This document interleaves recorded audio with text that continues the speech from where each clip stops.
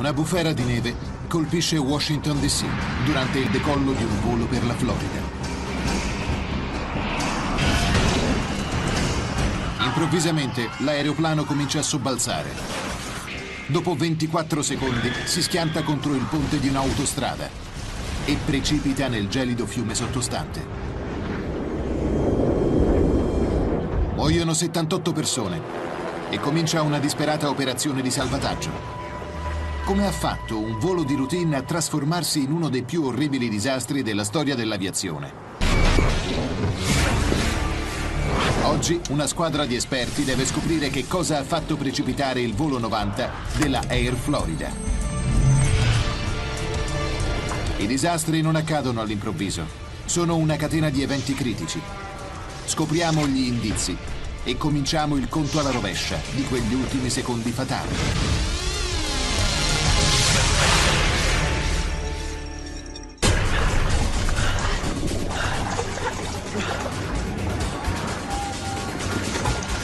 Quest'uomo è sopravvissuto all'impatto.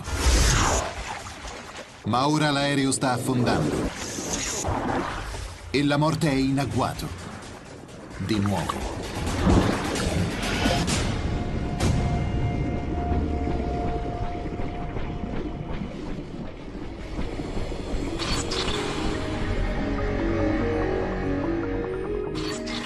Stati Uniti. Washington DC. 13 gennaio 1982. Ore 12:30. Joe Stiley, un dirigente di una grande azienda di telecomunicazioni, arriva al Washington National Airport con la sua segretaria, Nikki Felch.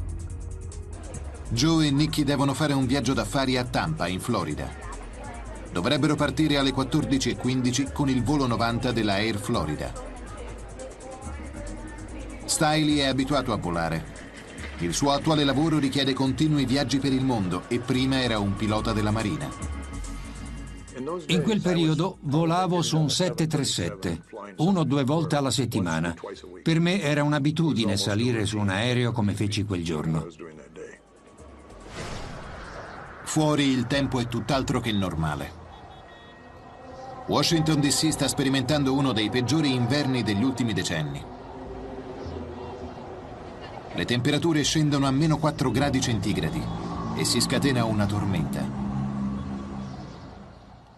Nikki pensava alla nostra destinazione, dove faceva più caldo. Disse: "Ho portato il costume da bagno, e tu?" Ma lo avevo dimenticato. Il Washington National Airport è 5 km a sud di Capitol Hill, sulle rive del fiume Potomac. È un importante punto di snodo sia per i voli interni che per quelli provenienti dal Canada. In un giorno di solito qui atterrano oltre 400 aerei. Quel giorno l'aeroporto fatica a rimanere aperto a causa della forte neve. Ore 13:38. Tutti i voli sono fermi, in attesa che gli spazzaneve puliscano le piste. L'operazione dovrebbe durare circa un'ora. We regret to inform you that due to the adverse weather conditions, all flights will be grounded for at least an hour while snow plows clear the runways. Al gate 12, la partenza del volo 90 della Air Florida subisce un ritardo. Ogni anno è peggio. Sì. Passi la pioggia, ma la neve. Il capitano Larry Wheaton ha 34 anni, è sposato e ha 2 figli. Roger Pettit, il suo primo ufficiale, ha 31 anni. È un ex pilota di caccia dell'aeronautica militare degli Stati Uniti, con un ottimo curriculum. Ma come piloti di Boeing 737, entrambi hanno meno di 3 anni di esperienza. Alle 14, con 20 minuti di ritardo, comincia l'imbarco del volo 90. Nel viaggio per Tampa, l'aereo sarà pieno per poco più della metà. E tra i passeggeri ci sono 71 adulti e 3 bambini. Ad accoglierli c'è l'assistente di volo Kelly Duncan, 22 anni. Per lei questo lavoro è la realizzazione di un sogno. Amavo fare l'assistente di volo. Ovunque andassi con la mia uniforme venivo notata. Era un lavoro di cui andavo fiera e che mi piaceva davvero.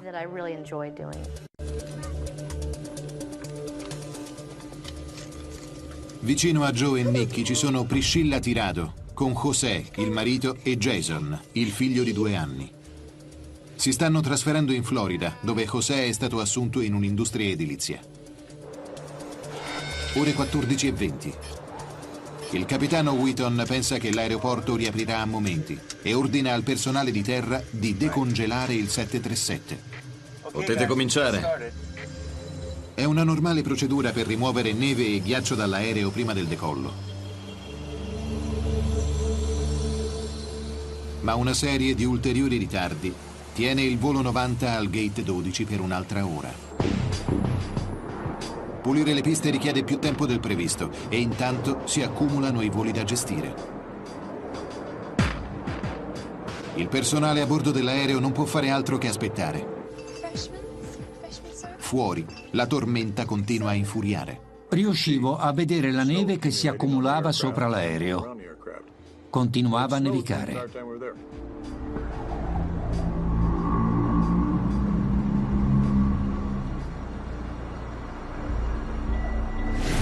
Quando viene dato il via libera per lasciare il gate, c'è un altro contrattempo. Il ghiaccio sulla pista crea difficoltà nello spostare il 737. C'è troppo ghiaccio. Il capitano Wheaton decide di accendere l'invertitore di marcia dei motori. Inverto la marcia. Sei sicuro? Tranquillo, funzionerà. Ore 15:35. Finalmente il volo 90 comincia a percorrere la pista di rullaggio, con 1 ora e 20 minuti di ritardo. Kelly Duncan tira un sospiro di sollievo. Quando ci muovemmo fu meraviglioso, perché finalmente stavamo partendo. Wheaton e Pettit cominciano a scorrere la checklist. Antighiaccio, Spento. A+, E in funzione. Il volo 90 si accoda agli altri aerei in attesa di decollare.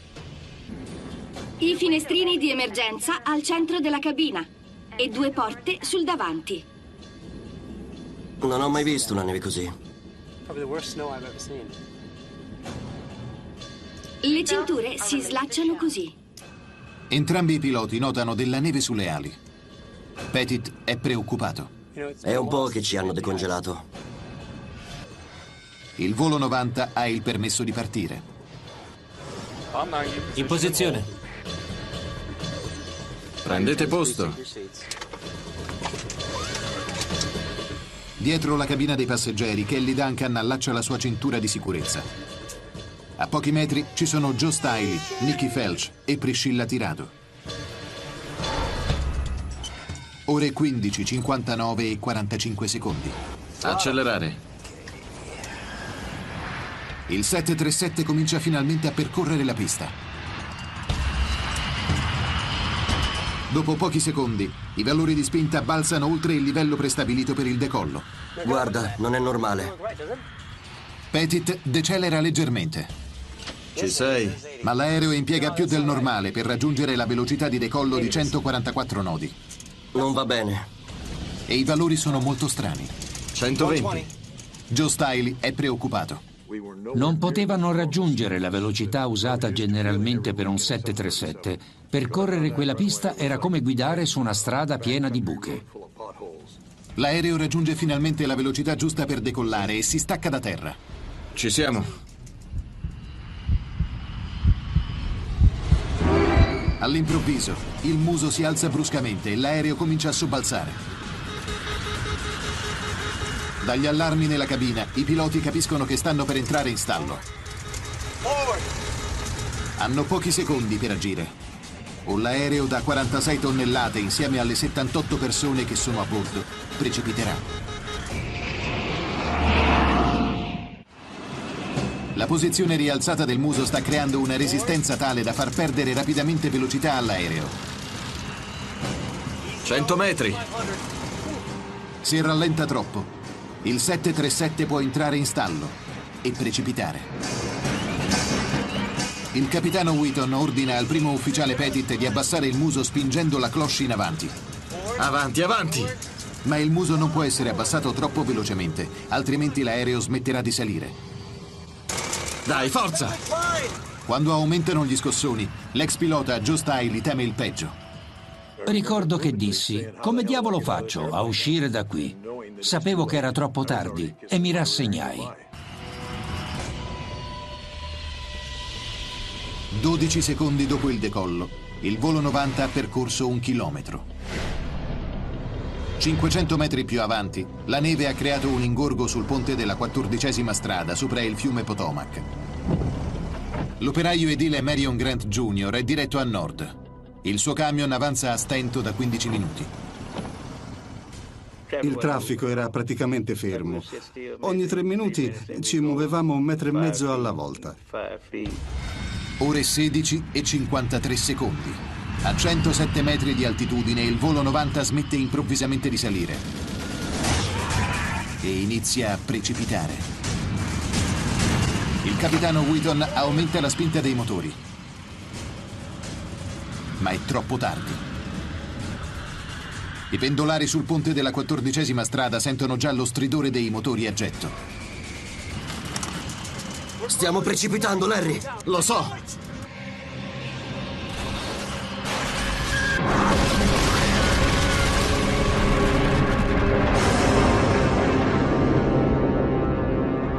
Joe Stiley perde i sensi quando la fusoliera dell'aereo si spacca in 4 parti. Ricordo che stavo per svenire e dissi: Dio, aiutami.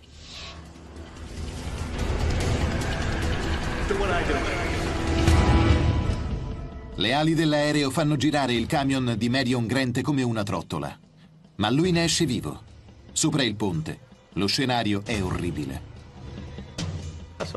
Vidi un ragazzo morire schiacciato, un uomo che era stato decapitato e altre cose simili.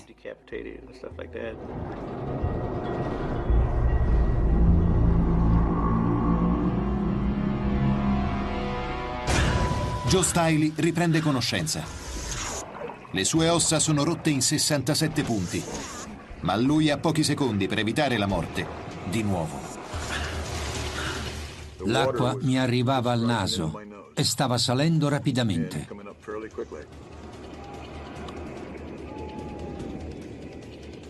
Ci misi un po' a sganciarmi dal sedile perché era sommerso. Poi mi allungai per aiutare Nicky a liberarsi.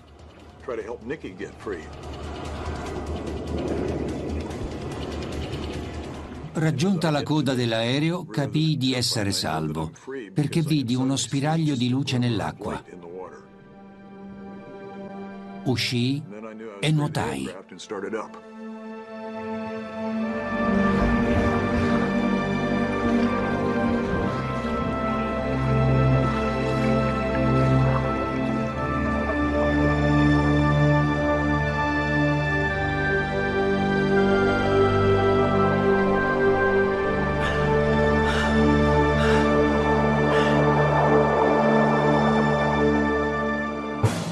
I testimoni si radunano sul ponte, increduli. Un operatore televisivo riprende i minuti successivi al disastro. Il 737, eccetto la sezione di coda, è scomparso.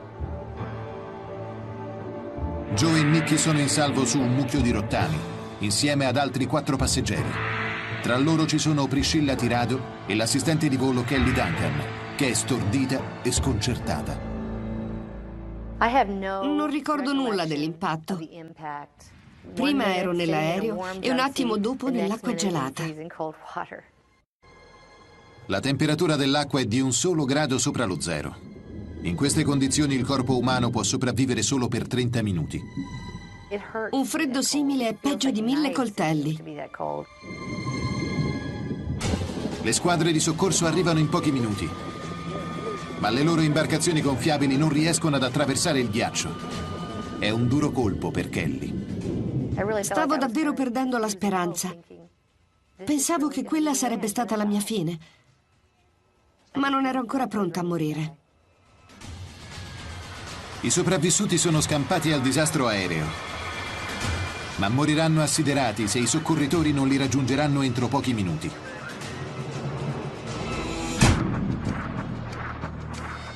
Ore 16:06. Unità elicotteri della Park Police. Anacostia Park, 2,5 chilometri dal luogo dell'incidente. Park Police, sono Galik. È la torre. C'è un aereo disperso sotto il ponte della 14ª. Il pilota Don Asher, un combattente veterano del Vietnam, entra in azione insieme al paramedico Gene Windsor.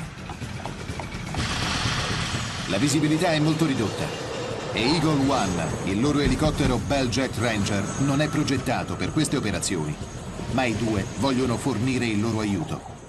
Facemmo quello per cui ci avevano addestrato e che la gente si aspettava.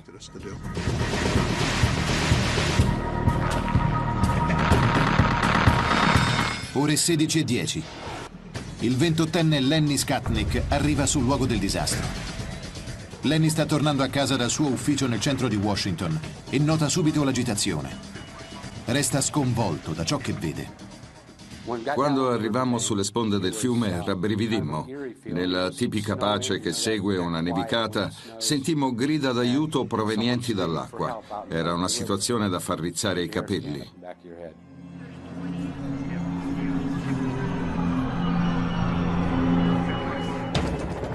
Eagle One sta volando praticamente alla cieca. Asher è costretto a orientarsi cercando le strade che portano al ponte.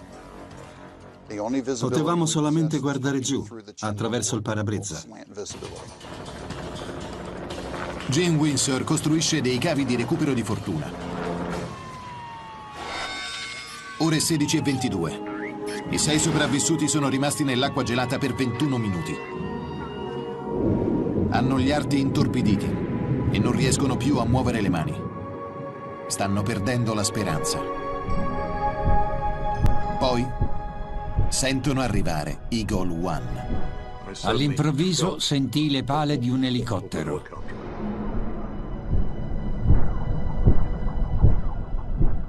Poi vidi l'elicottero della Park Police. Il sollievo che provai in quel momento è indescrivibile.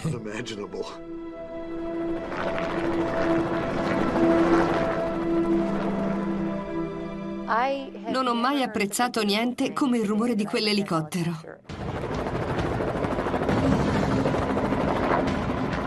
Asher localizza i sopravvissuti nella sezione di coda dell'aereo. Capimmo subito che ogni secondo era vitale per tirarli fuori da quel fiume. Il primo sopravvissuto che Eagle One salva è Bert Hamilton, 41 anni. Poi Windsor getta uno dei cavi di recupero all'assistente di volo Kelly Duncan. Ricordo che guardai in alto e vidi una fune che pendeva dall'elicottero.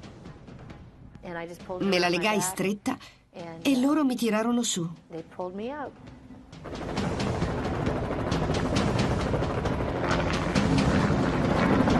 Asher e Windsor cercano di accelerare il salvataggio gettando 2 cavi contemporaneamente. Joe Stiley ne afferra uno e con un braccio avvolge Priscilla Tirado. Nikki Felch, la segretaria di Stiley, afferra l'altro cavo, ma è ferita troppo gravemente per riuscire a tenersi. Fu la cosa peggiore, perché Nikki era la prima persona che avrei potuto aiutare, ma non ci riuscii. Dopo qualche secondo, Stiley perde la presa su Priscilla. Non me ne accorsi subito, ma avevo la mano e il braccio sinistro rotti. I soccorritori portano Stiley in salvo. Sanno che Nikki verrà riportata a galla dal giubbotto di salvataggio, quindi si concentrano su Priscilla. Dopo 30 minuti nell'acqua gelata, le sue possibilità di sopravvivere sono minime.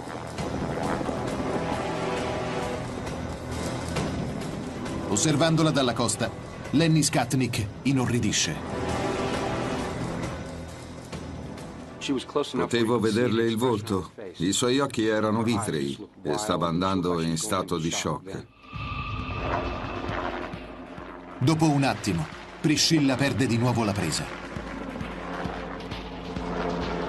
Traumatizzata, esausta e momentaneamente accecata dal carburante, inizia ad annegare.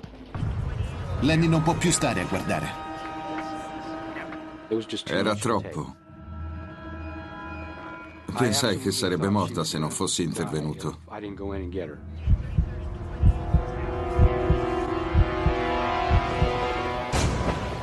Lenny si tuffa nell'acqua gelata e porta in salvo Priscilla.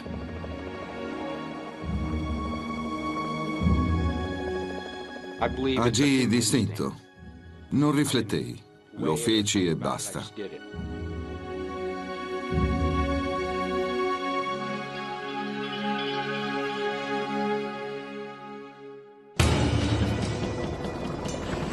Eagle One torna da Nikki. Ma lei è troppo debole per aggrapparsi al cavo di recupero. L'equipaggio tenta quindi il salvataggio più audace in assoluto. Windsor sale sul pattino dell'elicottero, afferra Nikki e la trae in salvo.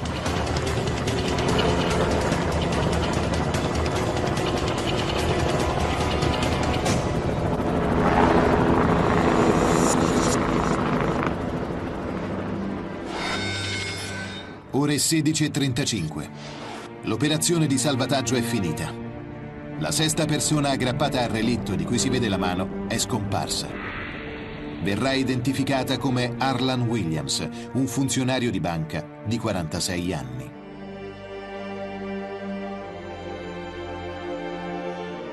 Muoiono 74 persone tra passeggeri e equipaggio, compresi il figlio e il marito di Priscilla Tirado. Sul ponte muoiono altre 4 persone, portando il numero delle vittime a 78. Alla tragedia aerea sopravvivono 5 persone, ma per miracolo. Mi sono fratturato il cranio, il naso, gli zigomi, la mandibola, le dita della mano sinistra. La gamba destra era rotta e la sinistra distrutta, così come i piedi. A parte questo, stavo bene. Sono andato in ipotermia. La notizia del disastro fa il giro del mondo.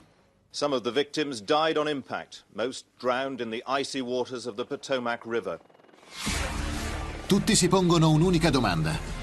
Come ha fatto un volo di routine a trasformarsi in uno dei più orribili disastri aerei degli Stati Uniti?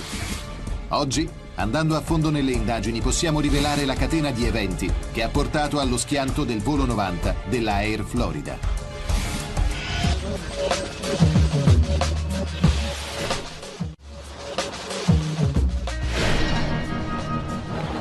All'epoca della tragedia, Bill Hendricks è l'investigatore capo della sezione incidenti aerei del Consiglio di sicurezza dei trasporti nazionali. È un ex pilota della Marina, con oltre 20 anni di esperienza come investigatore di incidenti aerei. 13 gennaio 1982. La notizia del disastro raggiunge Hendricks subito dopo le 16. Bill Hendricks. È una delle telefonate più importanti della sua carriera. Sapevo che avrei subito molte pressioni. Le indagini interessavano sia il Congresso che i media, perché si svolgevano a Washington DC, la capitale degli Stati Uniti. Hendricks corre dal suo subalterno, Rudy Kapustin, che seguirà giornalmente le indagini. I due chiamano immediatamente l'Ago Team del Consiglio di sicurezza, una squadra di esperti in incidenti aerei di grandi proporzioni.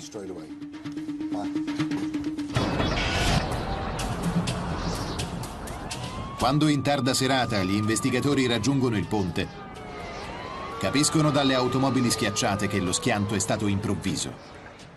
L'aereo colpì 4 o 5 veicoli, schiacciandoli come frittelle, prima di affondare nell'acqua. Questo è l'unico dato certo. La domanda è: che cosa ha provocato il disastro? Le possibili cause sono molteplici: un guasto meccanico, l'errore di un pilota o addirittura un sabotaggio. Ma il principale indiziato è la tormenta di neve. Sapevo che il cattivo tempo c'entrava qualcosa. Ma Hendricks sa che non è così semplice. Nello stesso giorno decine di altri aerei sono decollati dallo stesso aeroporto senza difficoltà. Quanto è successo al volo 90 è un fatto unico. Risolvere questo mistero sarà difficile.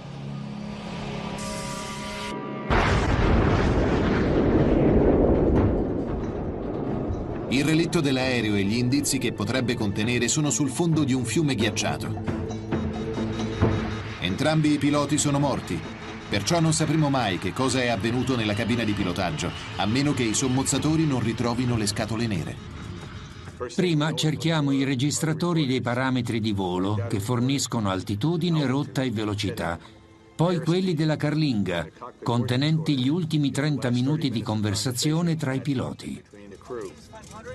Il mattino seguente, la polizia costiera si apre un varco tra il ghiaccio e raggiunge il relitto.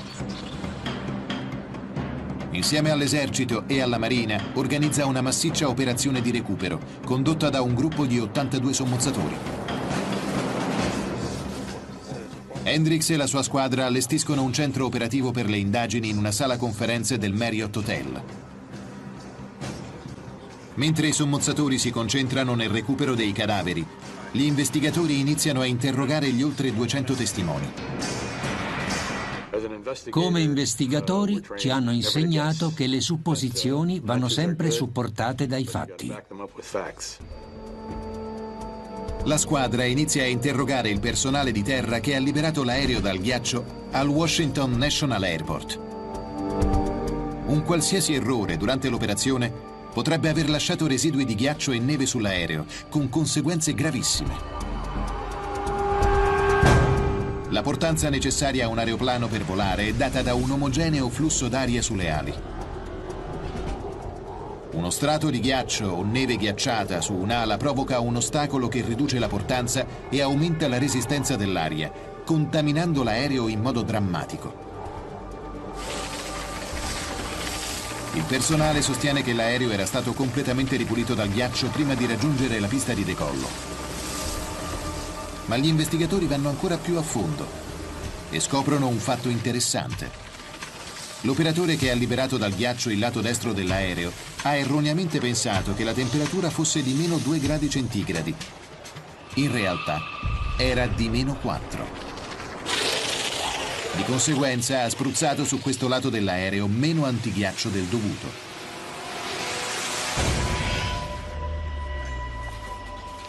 Gli investigatori sentono di essere vicini a una svolta. Decidono di esaminare nei dettagli il processo di decongelamento. Stiamo controllando il dispositivo antighiaccio, il contenuto del fluido e il metodo di applicazione. Provano l'antighiaccio usato per il volo 90 e scoprono qualcosa di più allarmante. Il glycol, cioè la sostanza antigelo, è la metà della quantità necessaria. Il liquido usato quindi era meno efficace di quanto indicato sul pannello di controllo. Come è potuto accadere? La squadra esamina ogni componente del dispositivo antighiaccio usato sul 737 e trova la risposta. Una speciale valvola del tubo flessibile da cui esce il glycol era stata sostituita con una valvola non tarata per quello scopo. Di conseguenza, la quantità di glycol che raggiungeva l'effusore era minore. Non è stato solo il fianco destro dell'aereo a ricevere meno antighiaccio del necessario, dunque, ma l'intero aeroplano. Le misure protettive prese per quell'aereo non furono accurate. Fu un lavoro piuttosto approssimativo. Ma gli investigatori sanno che questa prova non è sufficiente a dimostrare che il 737 venne contaminato dalla neve e dal ghiaccio prima del decollo. Lo stesso dispositivo antighiaccio è stato usato anche su un aereo che non ha avuto incidenti, quindi deve comunque aver svolto la propria funzione. Se Hendricks vuole portare avanti la sua teoria, deve trovare prove più concrete e quello che la sua squadra scopre in seguito lascia tutti esterrefatti. Inverto la marcia. Per uscire dal gate 12, il capitano Wheaton usa l'invertitore di spinta, normalmente utilizzato come sistema di frenata durante l'atterraggio. Sei sicuro? Non andrebbe mai usato prima del decollo, specie in cattive condizioni. Invertendo i motori, infatti, I getti di aria calda escono in direzione del muso dell'aereo. In questo modo si rischia di sparare una poltiglia di neve sui bordi d'entrata di ali e motori. A temperature sotto zero, la poltiglia si congela in pochi minuti. L'inversione di marcia ribadisce la colpevolezza della neve e del ghiaccio. La scelta del pilota è stata avventata. Proprio una cattiva idea.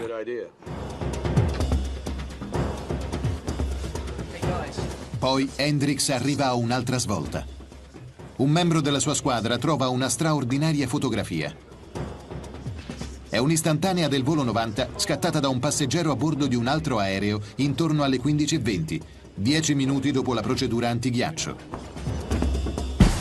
L'immagine è sgranata, ma mostra che sull'aereo c'è ancora della neve fresca.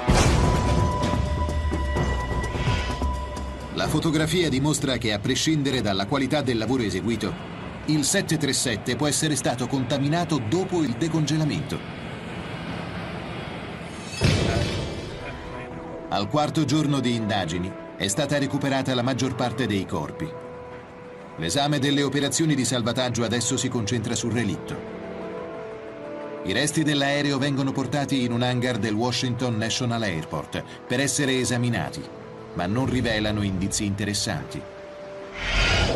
Oltretutto, mancano le due importantissime scatole nere con i dati di volo. Trovarle è essenziale. I sommozzatori sono equipaggiati con speciali radiobussole, ma i rottami sono sparpagliati nelle gelide acque scure in un'area grande quanto un campo da calcio. La stampa esige delle risposte, ma il portavoce del Consiglio di sicurezza dei trasporti nazionali, Francis McAdams, non ha ancora prove. Agli investigatori resta un ultimo importante elemento da controllare: i superstiti. Le persone che erano a bordo hanno udito suoni e rumori, avvertito scossoni e scricchiolii, quindi i sopravvissuti possono fornire moltissime informazioni. Joe Stiley descrive i violenti scossoni subiti prima dell'incidente. Le sue parole confermano i sospetti dell'investigatore. Il ghiaccio o la neve sulle ali possono aver disturbato la portanza dell'aereo. Ma poi Stiley rivela che il 737 sembrava particolarmente lento mentre si preparava al decollo. Per quale motivo?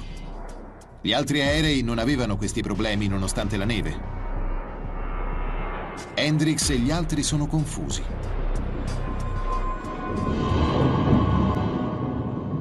Poi, una settimana dopo l'incidente, un sommozzatore capta un debole segnale. Lo segue attraverso le acque ghiacciate finché non trova un intricato ammasso di rottami. Sposta con cautela alcuni pezzi contorti e affilati di metallo e fa una grossa scoperta. Con la torcia elettrica illumina una dopo l'altra le due scatole nere dell'aereo.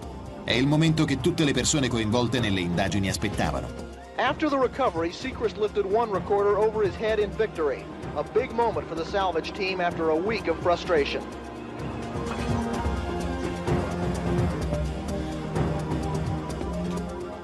Hanno il CVR.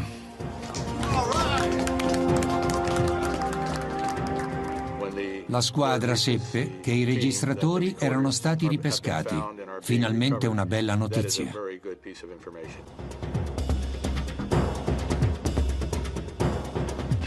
Gli investigatori portano subito le scatole nere in laboratorio.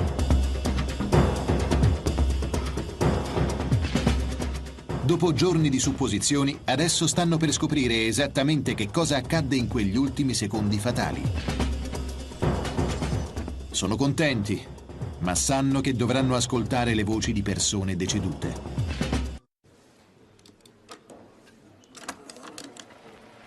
Boy, this is bad. Probably the worst snow I've ever seen.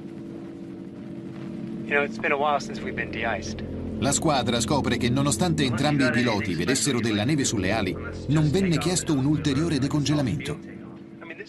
Su quest'ala c'è circa 1 centimetro di neve.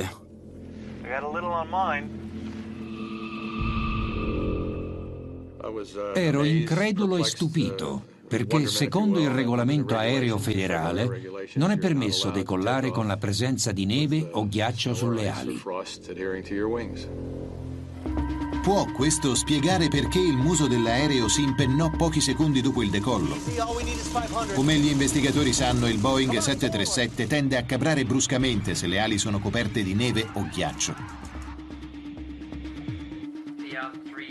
Ma proprio quando le prove sembrano confermare le loro teorie, notano qualcosa che non quadra. Pettit, il primo ufficiale, ha dei dubbi sui valori indicati dalla strumentazione. Guarda, non è normale. Per cercare di scoprire che cosa preoccupa Pettit, gli investigatori studiano le registrazioni dei dati di volo. Immediatamente si presenta un altro mistero. Scoprono che il superstite Joe Stiley aveva ragione. Per raggiungere la velocità di decollo, il 737 ha impiegato 45 secondi, 15 in più del normale. Se l'aereo fosse stato contaminato da neve e ghiaccio, sarebbe decollato più lentamente, ma non così tanto. La squadra capisce che doveva esserci qualcos'altro che non andava, ma non sa cosa. Deve ripartire dall'inizio.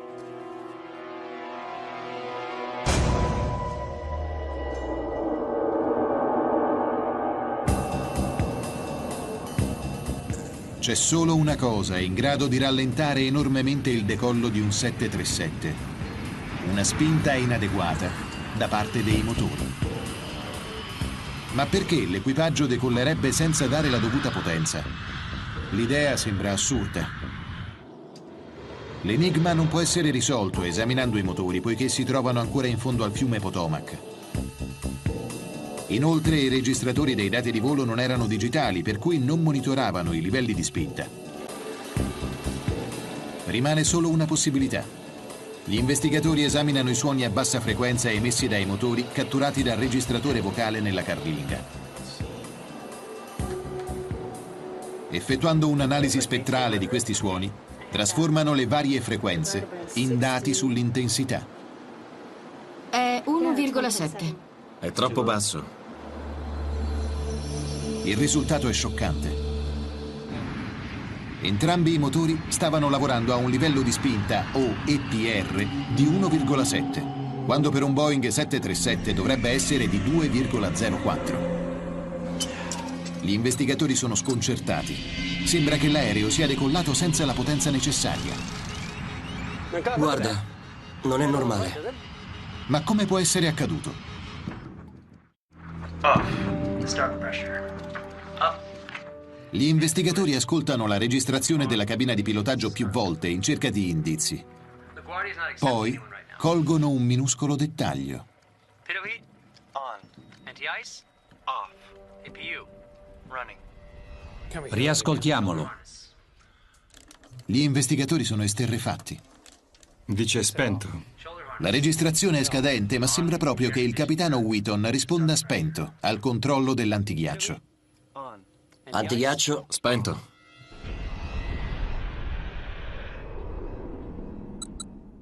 Hendricks capisce che una semplice parola può svelare il mistero del disastro.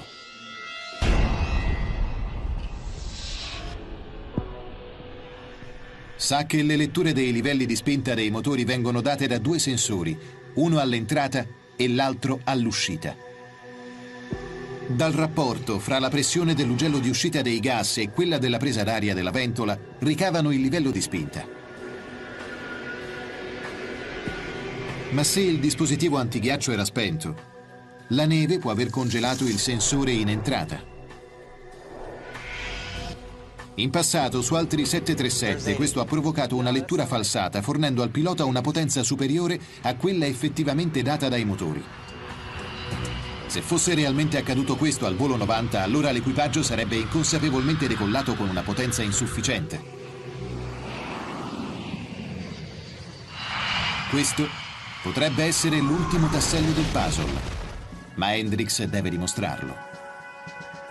Chiede alla Boeing di effettuare dei test sul comportamento dei sensori all'entrata dei motori coperti dalla neve. I risultati sono sconvolgenti. il motore fornisce subito una lettura di EPR di 2,04. Ma in realtà la spinta è arrivata solo a 1,07, lo stesso identico livello indicato dall'analisi spettrale dei motori del volo 90. Questo potrebbe spiegare la confusione di Pettit. Non va bene. Forse... Il suo EPR dice 2,04, ma la posizione dell'acceleratore, le indicazioni sui gas di scappamento e sul consumo di carburante indicano un livello più basso, 1,7. Ma come si può commettere l'imperdonabile errore di non accendere il dispositivo antighiaccio? E perché i piloti non hanno abortito il decollo quando si sono accorti che qualcosa non andava? Viste le perplessità del primo ufficiale al rullaggio, il decollo andava fermato. Gli investigatori studiano il curriculum dei piloti e scoprono che nessuno di loro aveva mai volato in condizioni di cattivo tempo. Ma emerge qualcosa di ancora più sconcertante. Durante i 2 anni precedenti, il capitano Wheaton ha dovuto ripetere la prova di abilità 2 volte per via dello scarso punteggio ottenuto. Tra le sue lacune c'erano conoscenza del regolamento, uso della checklist e conoscenza dei sistemi dell'aeroplano. La scoperta rafforza la teoria secondo cui gli errori dei piloti giocarono un ruolo fondamentale nel disastro. Ma mancano ancora 2 prove fondamentali. I motori del 737. Senza poterli esaminare, la squadra non può provare con certezza che i dispositivi antighiaccio erano spenti o che l'incidente non dipese da un guasto ai motori. Poi, la squadra di ricerca ripesca dal fiume i motori danneggiati. 13 giorni dopo il disastro, vengono fatti esaminare dalla ditta costruttrice. I tecnici smontano tutti e 2 i motori, cercando anche il minimo problema meccanico. Ma non trovano nulla. Allora ispezionano l'impianto antighiaccio. Controllano uno per uno i tubi che trasportano aria calda in punti chiave del motore. I risultati sono decisivi. Le valvole interne sono chiuse. L'antighiaccio non era stato acceso. Ma è stato sufficiente questo a far precipitare il volo 90. Per scoprirlo, gli investigatori si servono di un simulatore di volo del 737 della Boeing. Con loro sorpresa, una spinta di 1,7 è l'EPR minimo per riuscire a decollare. Ma poi, quando vengono simulati i problemi creati dalla presenza di neve e ghiaccio, la squadra trova la conferma decisiva che aveva tanto atteso. 13 gennaio 1982. La combinazione di una serie di fattori crea l'accumulo di neve e ghiaccio sul volo 90. Sull'aereo viene spruzzata la metà della dose di agente antighiaccio necessaria. Ulteriori ritardi incrementano i depositi di neve sul 737. L'uso dell'invertitore di marcia spara neve sciolta nel motore, alterando le letture dei sensori di spinta.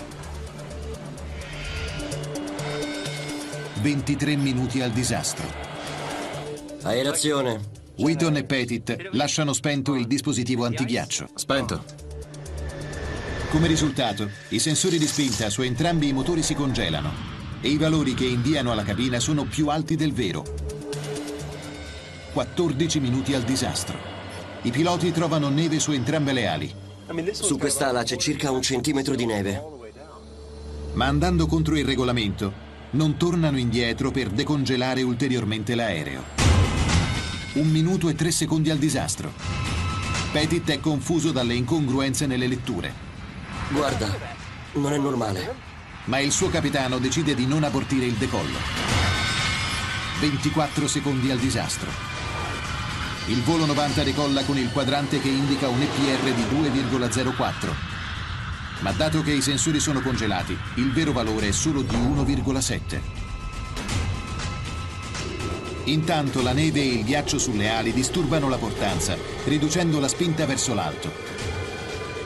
Questo cambia le caratteristiche aerodinamiche del 737 e spinge bruscamente il muso verso l'alto.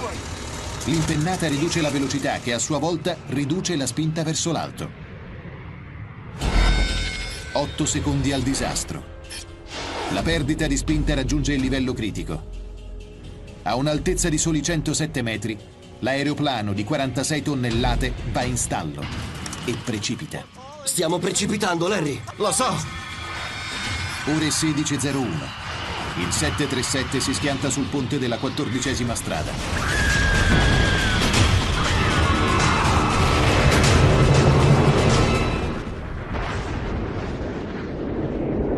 Nel disastro muoiono 78 persone, incluse quelle uccise sul ponte.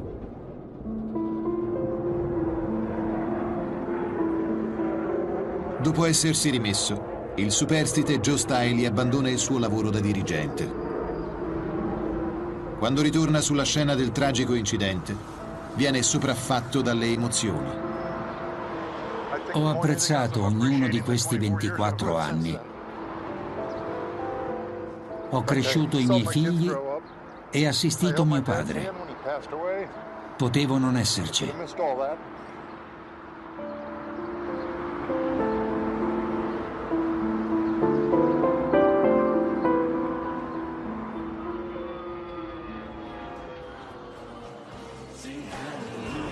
Per l'assistente di volo Kelly Duncan, l'incidente segna una svolta. Le mie preghiere vennero esaudite dall'arrivo dell'elicottero. La mia vita cambiò e mi avvicinai a Dio. Kelly lascia il suo lavoro alla compagnia aerea e comincia a insegnare in una chiesa battista di Miami. Dopo il disastro, le autorità impongono una serie di direttive per migliorare sensibilmente tutte le procedure di decongelamento degli aerei. Vengono aggiunte specifiche misure per impedire il malfunzionamento dei sensori di spinta. Grazie a questi cambiamenti, i decolli e i voli durante l'inverno sono molto più sicuri.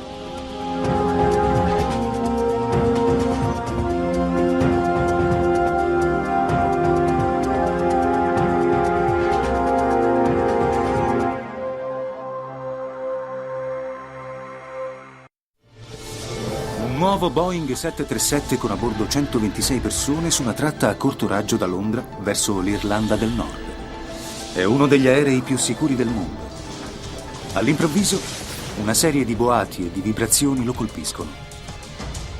L'aereo precipita a poche centinaia di metri da una sicura pista di atterraggio. Muoiono 47 persone.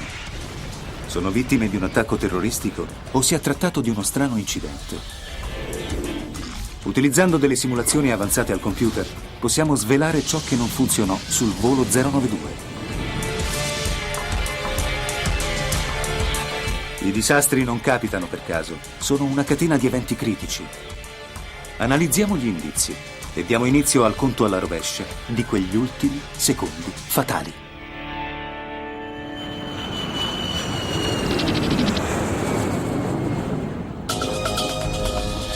Europa. Inghilterra. Londra.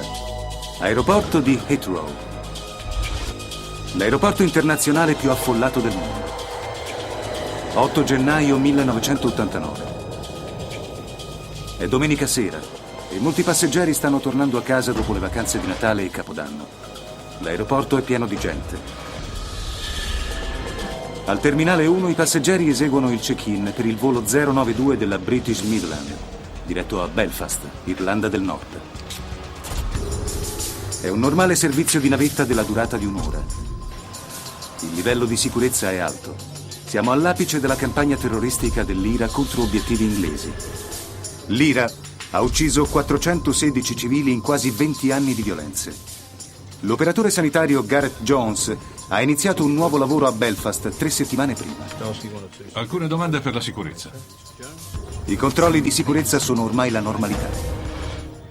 Chi all'epoca viveva nell'Irlanda del Nord era abituato. Il livello dei controlli di sicurezza era altissimo. Fate i bravi e badate alla mamma. L'IRA non è l'unico motivo dell'alto livello di sicurezza dell'aeroporto di Heathrow. Lockerbie, Scozia. 3 settimane prima, un attentato terroristico ha fatto saltare in aria un 747 della Pan Am, in volo da Heathrow verso gli Stati Uniti. L'esplosione uccide tutti i 259 passeggeri a bordo e altre 11 persone a terra.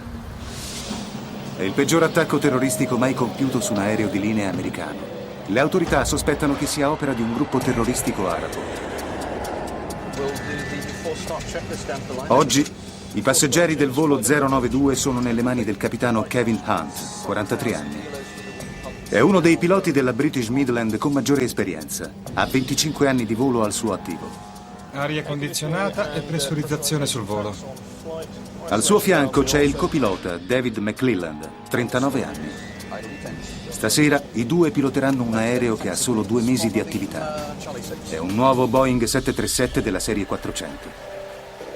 La Boeing lo ha lanciato un anno prima con una brillante campagna pubblicitaria. Ci sono miglioramenti significativi rispetto ai suoi predecessori. I nuovi motori CFM56 sono i più potenti nel loro genere e il quadro strumenti della cabina di pilotaggio è tecnologicamente più avanzato. Ci sono schermi TV computerizzati e indicatori a LED che sostituiscono i tradizionali strumenti di misura meccanici. Sono le 7:15 di sera. Carta d'imbarco, prego. 118 passeggeri salgono a bordo del nuovissimo aereo e prendono posto.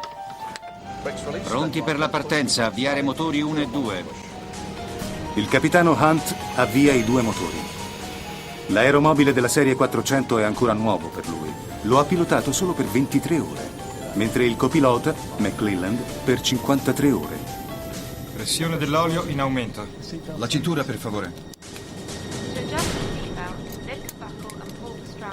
Nella cabina passeggeri, Gareth Jones ha un posto vicino al finestrino, sulla fila dell'uscita di emergenza.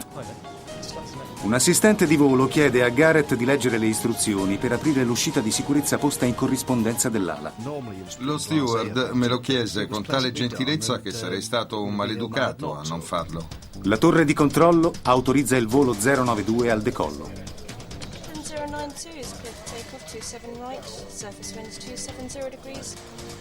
Le condizioni meteorologiche sono perfette. Il copilota McClelland dà velocità ai motori.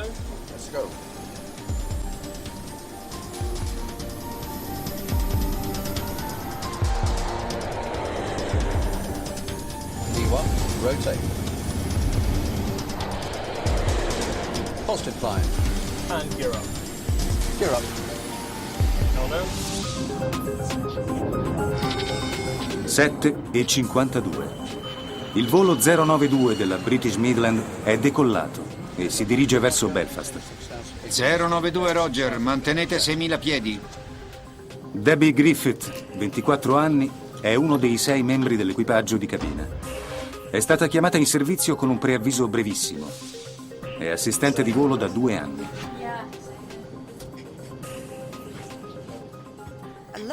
Amavo quel lavoro perché mi piaceva conoscere gente. Era perfetto per la mia età.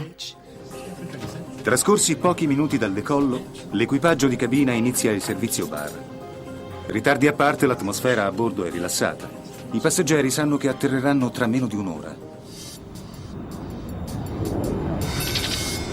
Ore 8:05, 13 minuti dopo il decollo. Il velivolo è a quota 8.500 metri e si prepara a raggiungere l'altitudine di crociera di 10.600 metri. Poi, senza alcun preavviso, si avverte un boato. L'aereo inizia a vibrare violentemente. Un volo di routine si trasforma nel peggior incubo di ogni passeggero. Nella cabina di pilotaggio, il capitano Hunt e il copilota David McClelland avvertono la vibrazione e, cosa ben peggiore, sentono odore di fumo. Che sta succedendo? Un incendio. Informa l'ATC che dobbiamo iniziare la discesa. Il fumo può penetrare solo attraverso i condotti dell'aria condizionata e poiché questa sul 737 è alimentata dal motore a reazione, i due deducono che ci sia un guasto proprio lì. Il problema sembra serio. Lo studente 22enne Kieran Dynan è seduto sull'ala vicino al motore. Tutto ciò che può udire è un assordante frastuono. Sembrava un rumore di ciottoli all'interno di una lavatrice in funzione. Alle spalle della cabina di pilotaggio, nella fila numero 1, sono seduti i soci d'affari Nick Stevenson e Chris Thompson. Stanno tornando a casa a Belfast. Sentono la vibrazione. È così intensa che temono che l'aereo possa spezzarsi in due. Era come se qualcuno dall'esterno stesse cercando di entrare a colpi di martello. A quel punto ci bloccammo, come congelati. L'assistente di volo Debbie Griffith pensa subito al disastro di Lockerbie. Provai una specie di terrore e pensai subito che si trattasse di una bomba.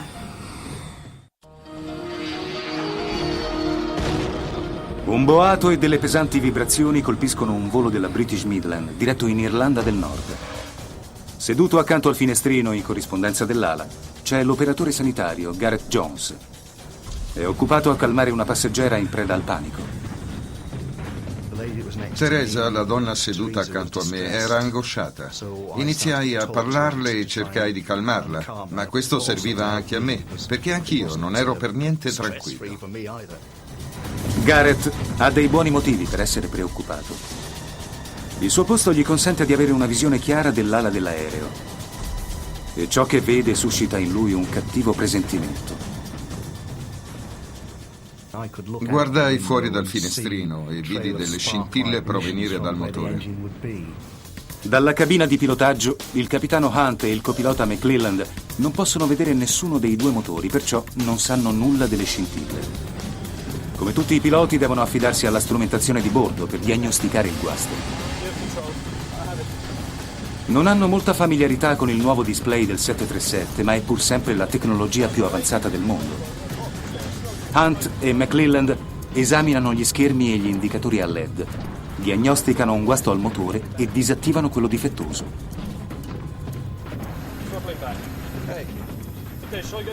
Il terribile rumore e le vibrazioni cessano immediatamente.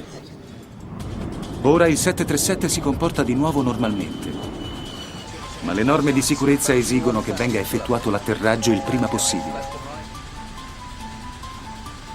Dirigersi verso East Midlands. Hunt è fortunato. La torre di controllo lo autorizza a un atterraggio di emergenza presso l'aeroporto East Midlands, a soli 10 minuti di volo. Torre di controllo, volo diretto a 09 per ILS. Roger, Midland 92 in discesa, livello volo 120.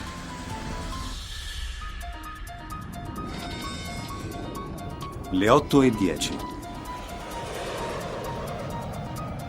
Signore e signori, è il capitano Kevin Hunt che vi parla. Vi sarete resi conto che abbiamo avuto un problema. Il capitano cerca di calmare i suoi 118 passeggeri e dice loro che ha disattivato il motore guasto. Non siamo in grado di proseguire il volo verso Belfast. Il capitano li informa che atterreranno sani e salvi tra 10 minuti. Sarà un atterraggio di routine.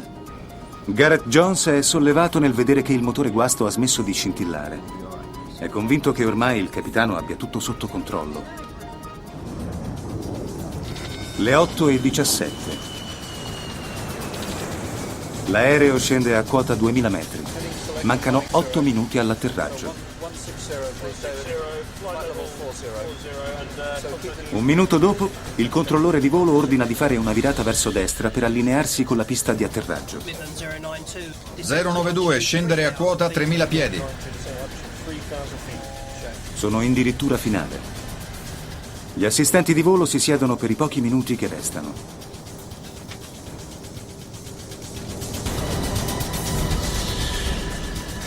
Le 8:20. Un altro boato, ancora più fragoroso, scuote l'aereo. I passeggeri realizzano che il rumore proviene dall'unico motore rimasto in funzione. Tutto l'aereo tremò. Fu come se qualcosa lo avesse fermato a mezz'aria e a quel punto mi si gelò il sangue. Si avvertono altre vibrazioni, peggiori di quelle precedenti. Era incredibile, non riuscivo a mettere a fuoco Chris che era accanto a me. Pensai che se avesse continuato a vibrare a quel modo, l'aereo si sarebbe spezzato in due.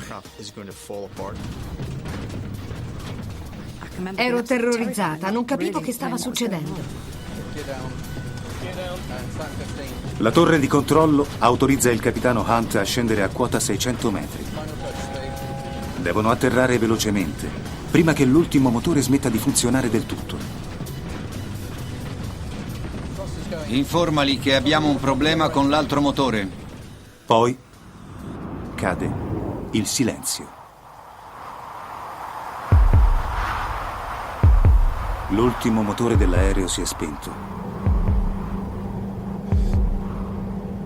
I passeggeri capiscono che stanno precipitando. Ricordo perfettamente il rumore del vento. E l'aereo iniziò ad andare giù come se scendesse dalla cima delle montagne russe. Pensai, se Dio vuole prenderci con sé adesso, non possiamo fare nulla per evitarlo.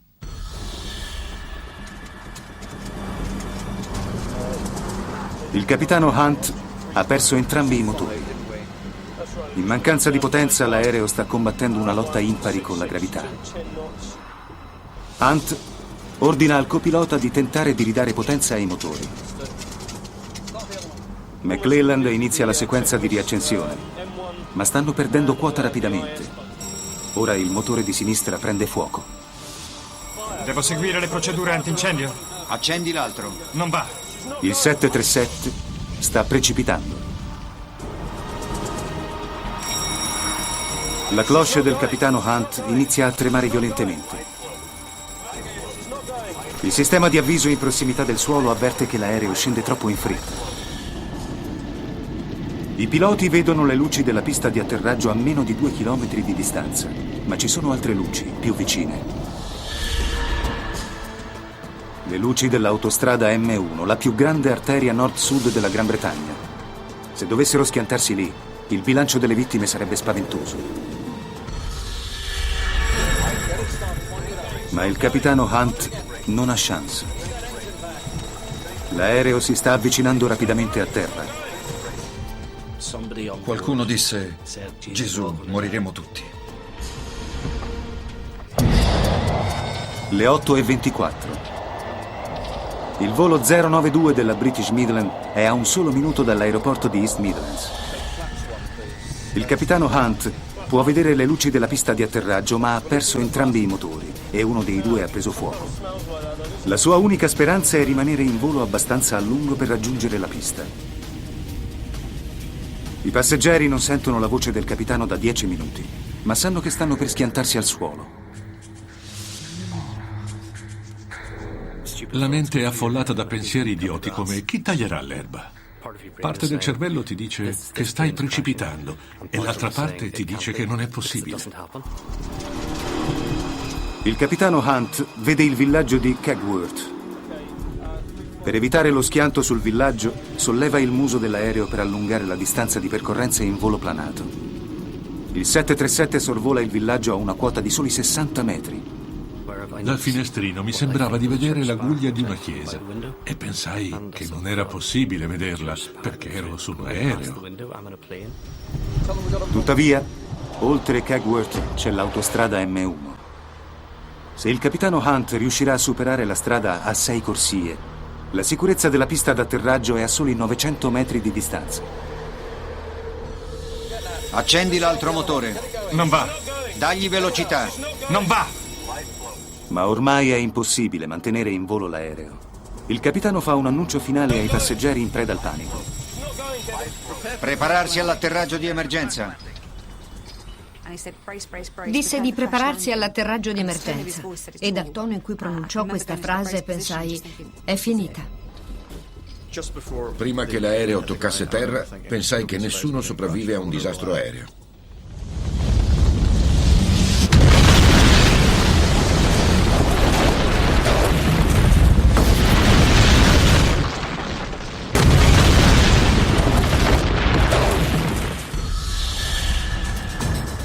«30 metri prima dell'autostrada, la coda dell'aereo tocca terra e rimbalza in aria.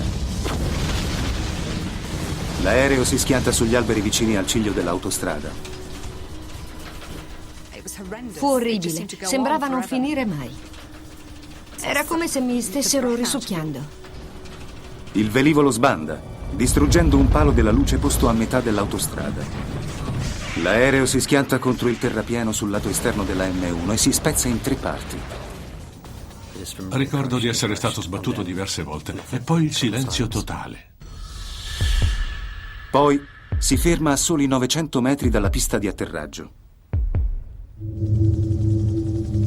Il capitano è riuscito per un pelo a superare l'autostrada.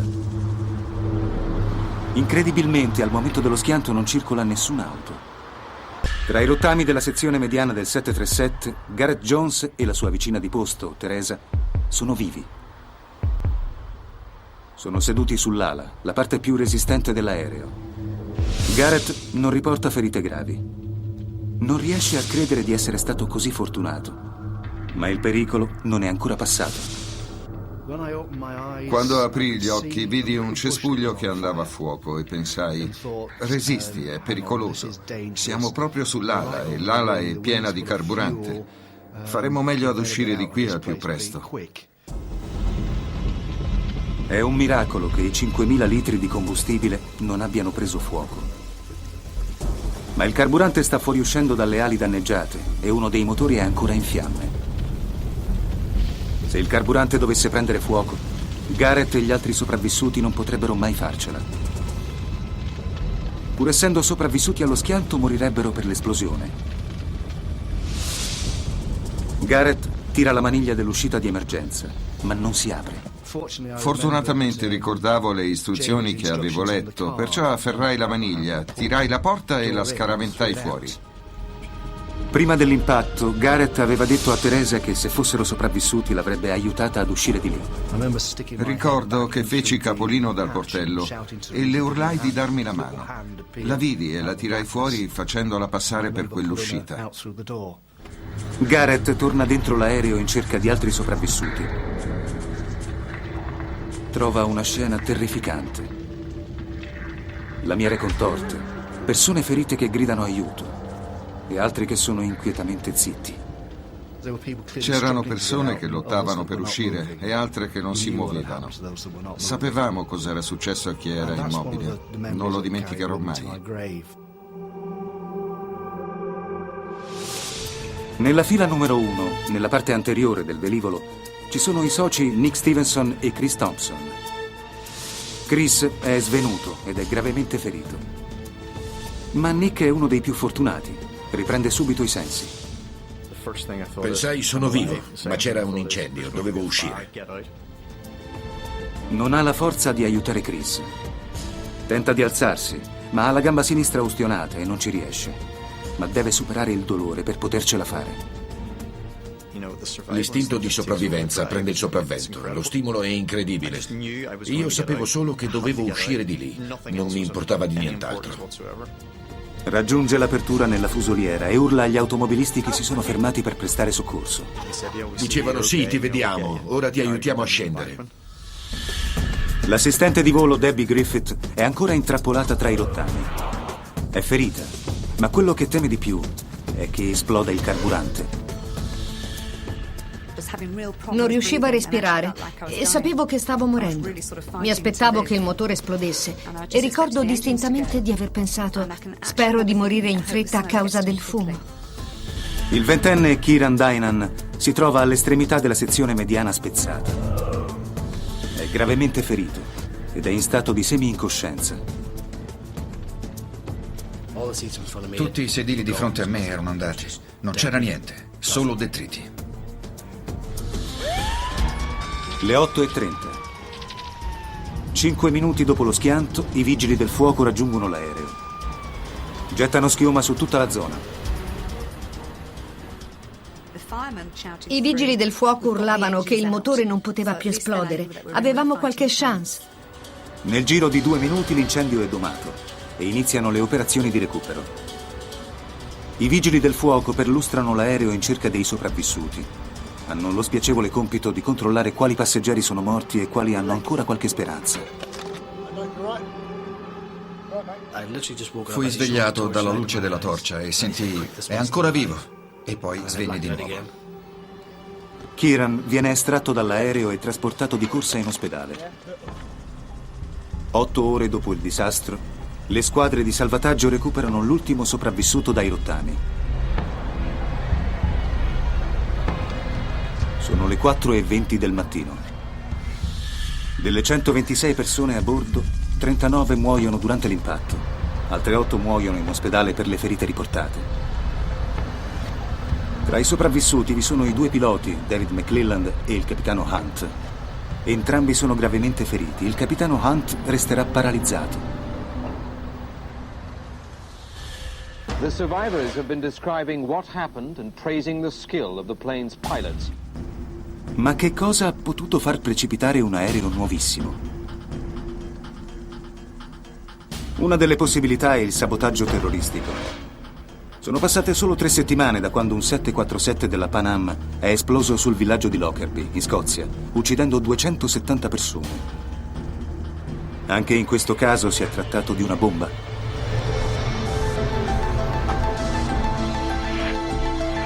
Ripercorrendo gli eventi di quel giorno fatale e analizzando le indagini, siamo in grado di svelare ciò che accadde realmente sul volo 092. Avanzate simulazioni al computer ci porteranno lì dove nessuna telecamera può arrivare, nel cuore della zona del disastro.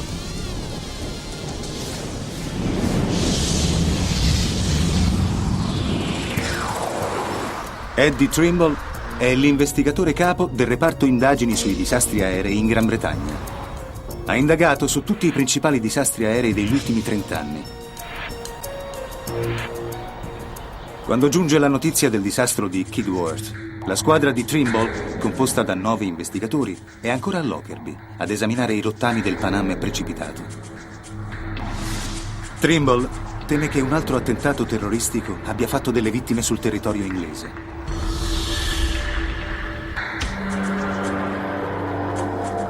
Arriva sulla scena del disastro attorno alla mezzanotte, solo 4 ore dopo l'incidente. Col passare delle ore, non trova nessuna traccia di danni provocati da esplosivo.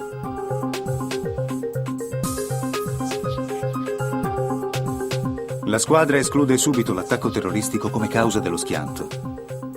Questa non è un'altra Lockerbie. Gli investigatori passano ora a vagliare la possibilità di un guasto meccanico. I sopravvissuti riferiscono di un doppio guasto ai motori. Sembra quasi incredibile, ma di questa teoria se ne parla presto anche nei notiziari. The experts say the chances of both engines on a brand new airliner failing at the same time are 100 million to 1. But that seems to be what happened last night.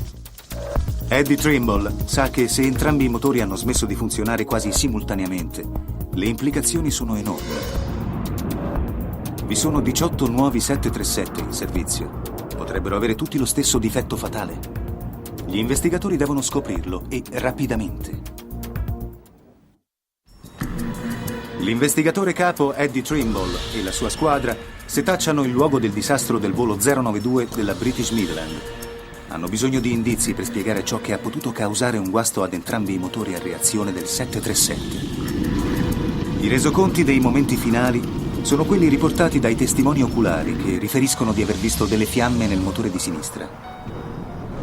Trimble inizia a testare proprio questo motore.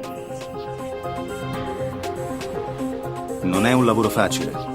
L'urto lo ha lesionato gravemente. Ma l'investigatore scopre presto qualcosa che non è collegato allo schianto. Molte pale della ventola sono gravemente danneggiate o spaccate. Trimble conclude che la loro rottura ha fatto sì che alcuni detriti siano entrati nel motore, causandone un danneggiamento fatale. Deve far sottoporre il motore a ulteriori test per scoprire che cosa ha causato la spaccatura delle pale della ventola. Ora, Trimble e la sua squadra passano al motore di destra, quello che le registrazioni indicano essere stato il primo a riportare un guasto.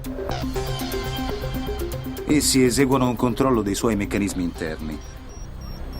Dopo ore e ore di esami, Trimble giunge a una conclusione terribile, ma inevitabile.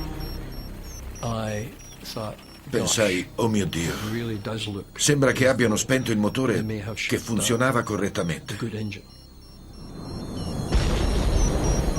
Trimble capisce che quando il motore di sinistra ha iniziato a dare segni di avaria, l'equipaggio ha inspiegabilmente disattivato quello di destra, che funzionava bene. L'intera prospettiva delle indagini cambia. Non è stato un attacco terroristico, né un doppio guasto al motore a uccidere 47 persone sul volo 092. È stato un catastrofico errore umano. Questa sconcertante scoperta colpisce il mondo dell'aviazione.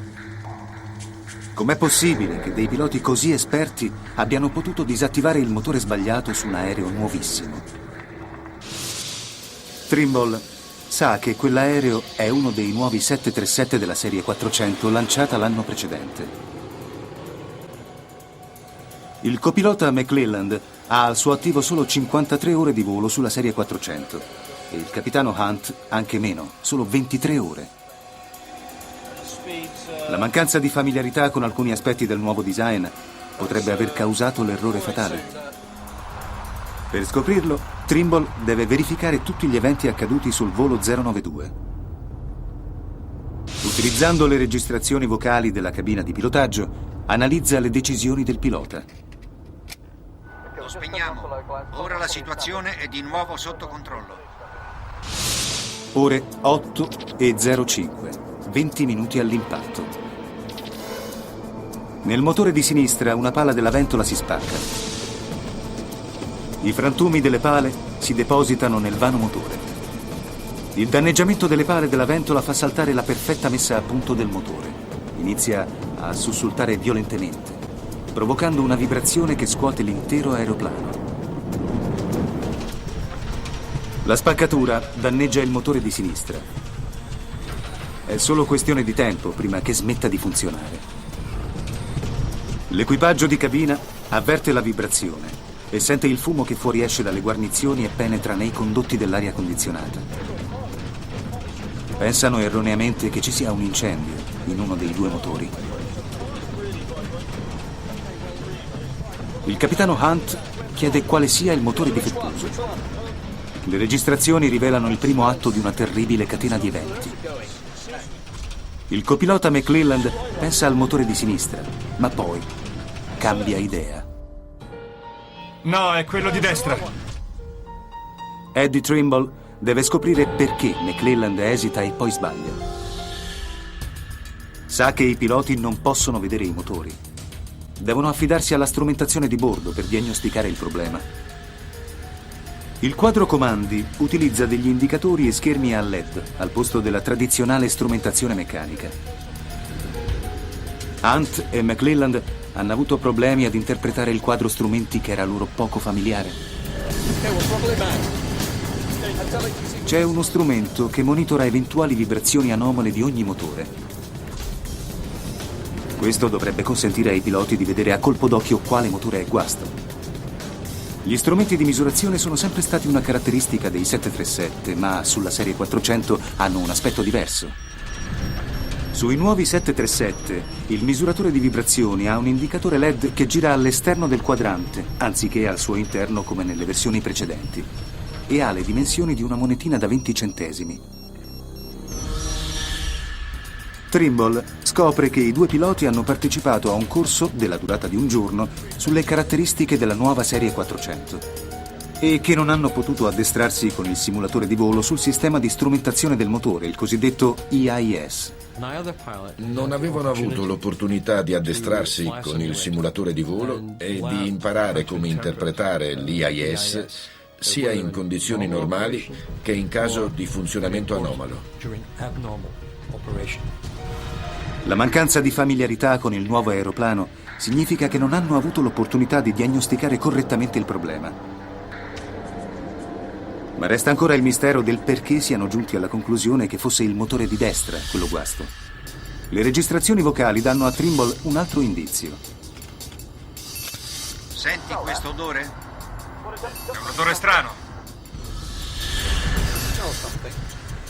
Quando avvertono il fumo proveniente dal motore danneggiato, sanno che esso può raggiungere la cabina solo attraverso l'aria condizionata.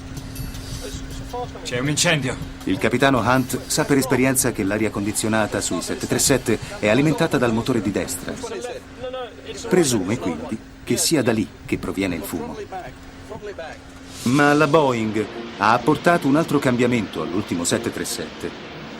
Sui nuovi apparecchi L'aria condizionata è alimentata non solo dal motore di destra, ma anche da quello di sinistra. Le 8:07. Neanche questa volta i piloti hanno la possibilità di diagnosticare che è il motore di sinistra la causa del guasto. A questo punto il copilota McClelland toglie potenza e spegne il motore di destra perfettamente funzionante. Tutto sembra tornare alla normalità. Il boato e le pesanti vibrazioni cessano.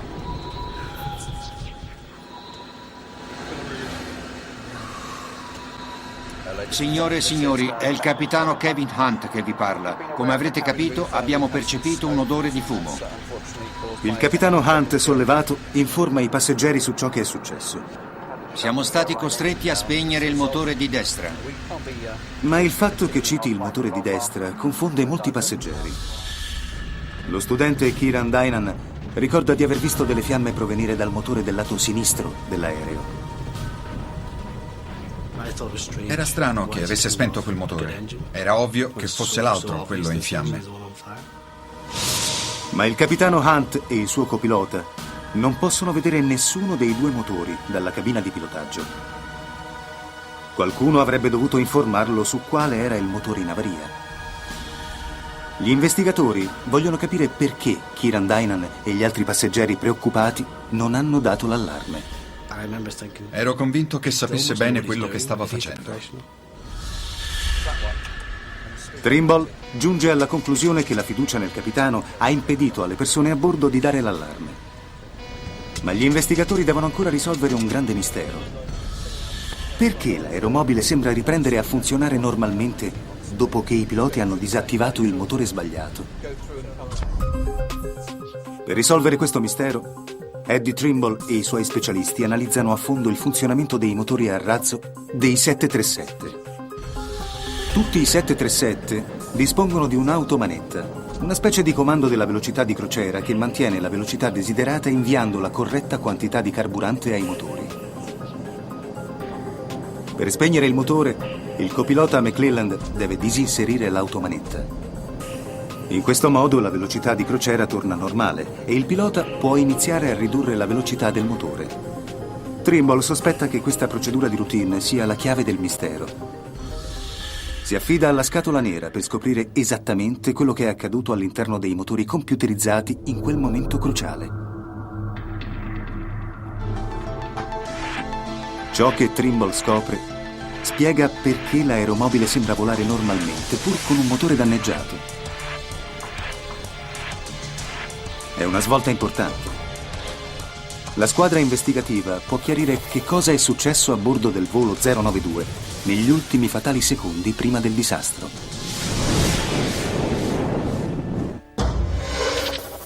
Le 8:05. Quando le pale della ventola di sinistra si spaccano, i frammenti danneggiano il motore, causando una riduzione nella velocità della ventola. L'automanetta reagisce pompando più carburante nel motore danneggiato, nel tentativo di mantenere la velocità della ventola. Ciò fa sussultare il motore danneggiato che emette delle scintille. Queste infiammano il carburante in eccesso, causando le fiamme viste dai passeggeri. Le 8:07. È il sinistro? No, è il destro. Indotti in errore dal fumo proveniente dall'aria condizionata, i piloti diagnosticano erroneamente il guasto. Il capitano Hunt ordina di disattivare il motore di destra che funziona alla perfezione. Il copilota McClelland disinnesta l'automanetta e toglie contemporaneamente potenza al motore di destra. Quando lo fa, le vibrazioni cessano e l'odore del fumo scompare. Eddie Trimble ora sa perché.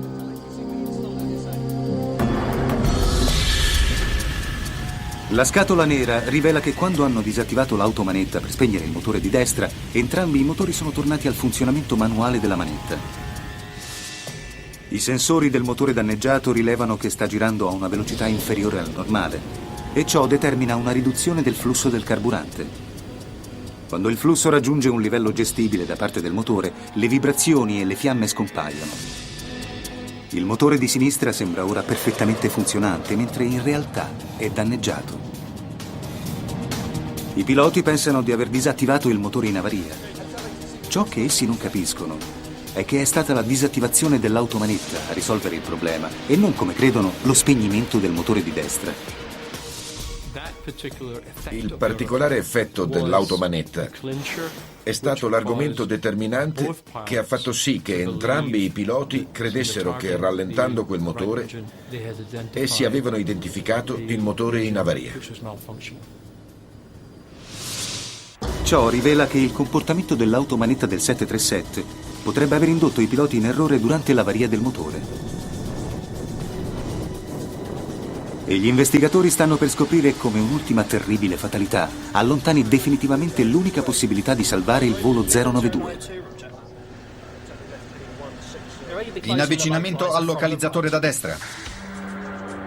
Ma a Eddie Trimble manca ancora un pezzo del puzzle. Perché i piloti non hanno capito di aver spento il motore sbagliato nei 20 minuti che intercorrono tra la crisi iniziale e l'impatto a terra? Passando al setaccio tutte le sfumature delle registrazioni vocali, Trimble identifica un momento focale. 12 minuti e 15 secondi prima del disastro, l'aereo sembra essere tornato a funzionare normalmente. Ma il capitano Hunt sa che dopo una crisi in volo è essenziale rivedere tutte le decisioni prese per assicurarsi di non aver commesso errori. Si sono verificate delle vibrazioni. Ma non appena inizia la sua revisione, il controllore del traffico lo interrompe. Il vento di superficie proviene da ovest e ha una forza di 5 nodi. Autorizza il capitano Hunt a scendere a quota 1200 metri per consentirgli di atterrare in 12 minuti. Egli non riprende la verifica degli eventi con il suo copilota. Se avesse continuato, avrebbe potuto accorgersi del suo errore. Ma tragicamente, l'equipaggio ha mancato l'ultima opportunità di impedire l'incidente. Restano 4 minuti e 40 secondi. Procedura di avvicinamento. Abbassare i flap 1, velocità 190. I piloti aumentano la velocità del motore sinistro per controllare la discesa. Quello che non sanno è che questo gesto darà al motore il colpo fatale. Aumentando la velocità della ventola, altri detriti provenienti dalle pale danneggiate vengono risucchiati nel motore. Aumentare velocità, informali che abbiamo un problema con l'altro motore. L'aereo sta per schiantarsi e la pista di atterraggio dista ancora 21 chilometri. Quando manca un solo minuto allo schianto, il motore perde completamente potenza e prende fuoco. Incendio al motore 1. Accendi l'altro, accendilo. Il capitano Hunt non ha tempo. Ha perso entrambi i motori. Tenta di riavviare il motore di destra utilizzando la velocità dell'aereo per aumentare la velocità di rotazione delle pale della ventola.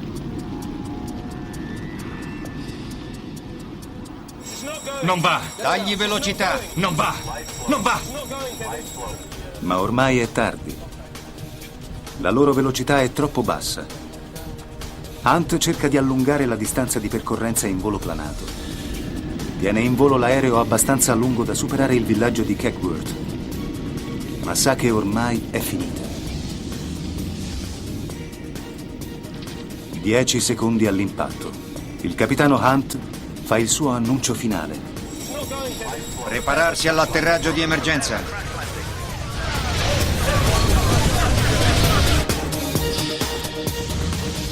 Alle 8:24 e 43 secondi, il volo 092 della British Midland si schianta sul terrapieno dell'autostrada a una velocità di 185 km/h.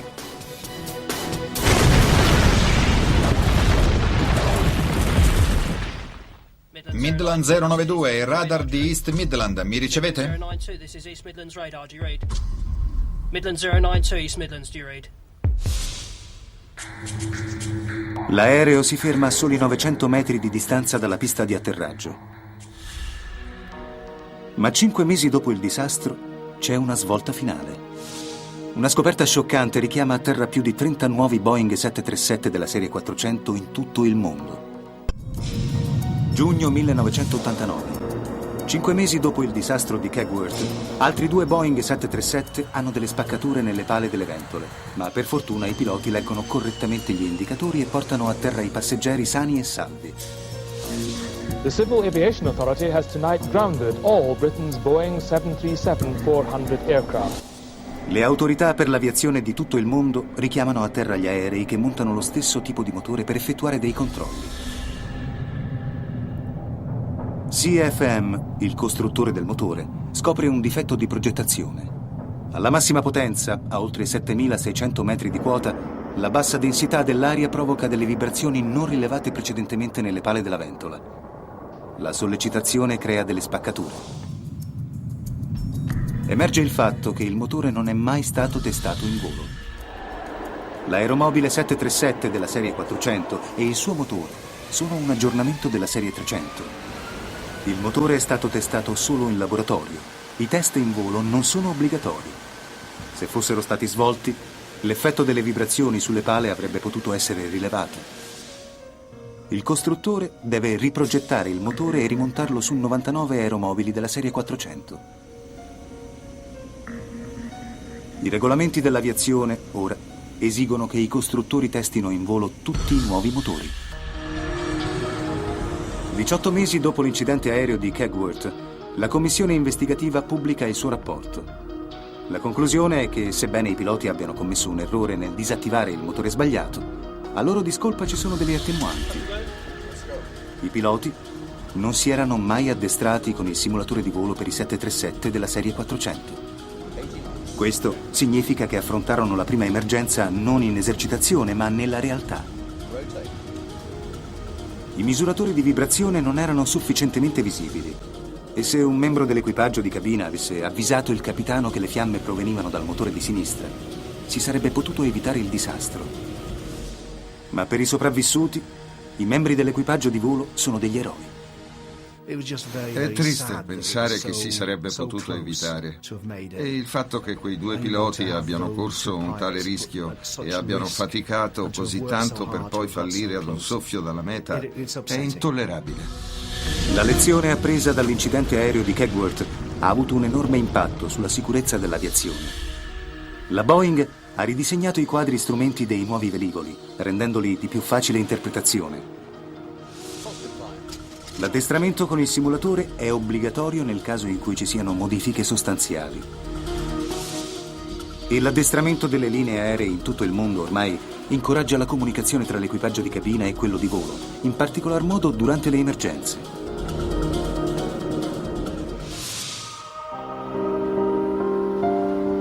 Dei 126 tra passeggeri ed equipaggio a bordo, 47 hanno perso la vita.